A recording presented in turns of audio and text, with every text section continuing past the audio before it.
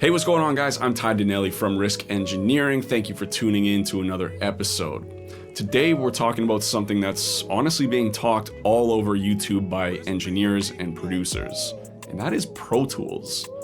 Is it worth the current valuation that they charge for subscriptions or for perpetual licenses? Is it still the industry standard? And are the new features and add-ons really worth the hype? I don't know. Let's talk about it though. Now, to start, let me just say, I've been a Pro Tools user for the past probably 10, 11, 12 years now, give or take. Before that, I was on, my DAW journey kind of started on FL, and then I was on Reaper for a bit. There was another random one, I can't remember what it was called now.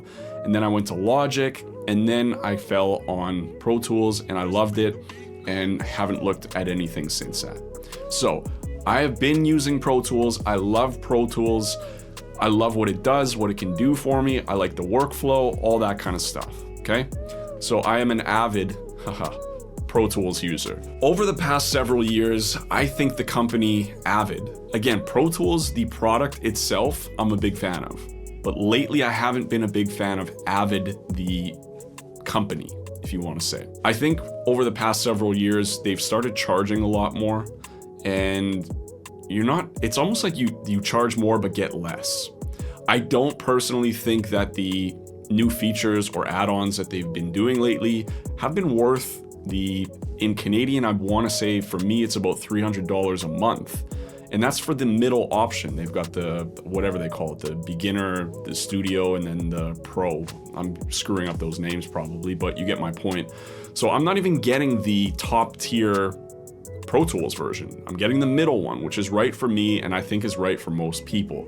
I think that first edition one, they limit you on so many different things that I don't think it's worth it for anybody. So I think Studio is the one that most people need to go with when they get into the Pro Tools world. So the stuff that they've been adding over the past several years hasn't been mind-blowing things, to be totally honest. There's things that are cool, but are they worth what you're paying? I'm not quite sure about that. And I think a lot of times when it comes to Pro Tools, they're relying on an older generation that has been using Pro Tools either since it first came out, or people like me that got onto it in my earlier 20s that have just kind of used it because at the time that was still kind of the industry standard.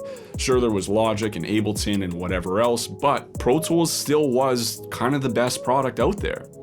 These days, that's not quite so true. You've got different programs like Logic, Studio One, Ableton, FL, and I could keep going, but you get my point.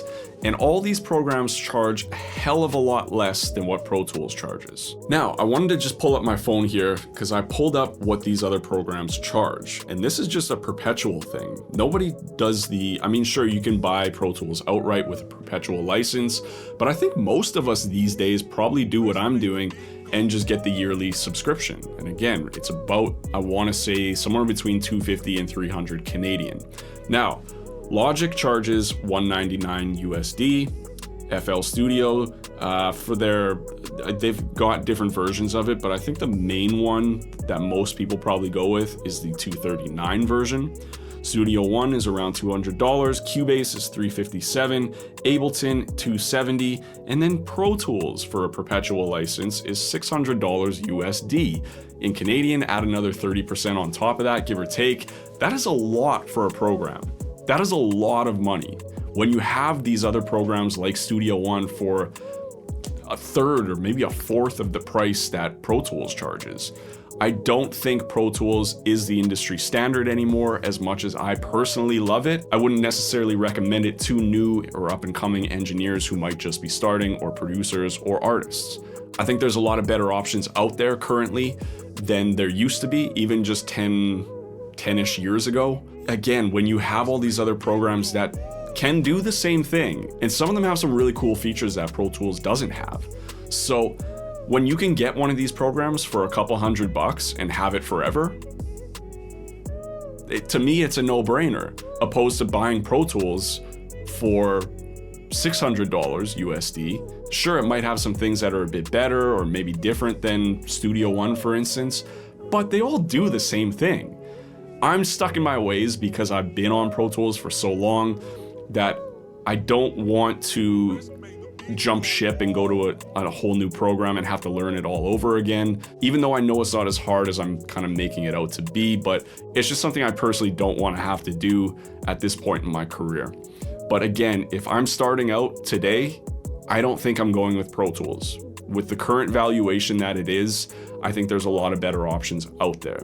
Now, again, I don't like hating on the program itself because I do think it's a good program, but I think Avid, the company, is not what they used to be. And we could go back to when they were DigiDesign and stuff like that.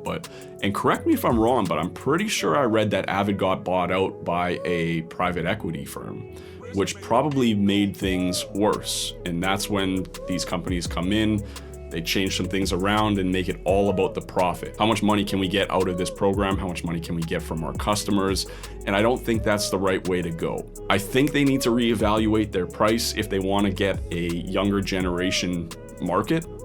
I don't think they can rely on the people like me when we were starting out in our earlier 20s, and people from before that, the older generation as well. I don't think they can rely on us for that much longer.